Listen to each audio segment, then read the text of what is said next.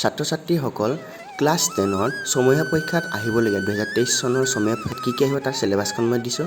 চ' পুনৰ আলোচনাৰ পৰা তোমালোকৰ 10 নম্বৰ আহিব। 1 নম্বৰ যোনটো লেচন আছে তাৰ পৰা 10 নম্বৰ আহিব। 2 নম্বৰ লেচনটোৰ পৰা তোমালোকৰ 15 নম্বৰ আহিব।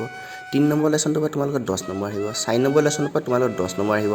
5 নম্বৰ লেচনটো তোমালোকৰ ছমহীয়াটো নাহে, বছৰেকীয়াটো নাহে। এবাৰ ছমহীয়াটো দিয়া নাই, বছৰেকীয়াটো দিয়া নাই। আৰু 6 নম্বৰ লেচনটো তোমালোকৰ ছমহীয়া পৰীক্ষাত 10 নম্বৰ আহিব। আৰু 7 নম্বৰ লেচনটোৰ পৰা 12 নম্বৰ আহিব। 8 নম্বৰ লেচনটো 13 নম্বৰ আহিব। 9 নম্বৰ লেচন তোমালোকৰ নাহে ছমহীয়া পৰীক্ষাত, 10 নম্বৰ নাহে, 11 নাহে, 12 নাহে, 13 নাহে, বাকীকেইটা নাহে। এইকেইটা তোমালোকৰ ছমহীয়া পৰীক্ষাত আহিবলগীয়া চিলেবাছখন হয়। ভালদৰে তোমালোকে চাই থোৱা। তোমালোকে প্ৰথম ছমহীয়াখনে চব বছৰীয়াখন এতিয়া চাব নালাগে।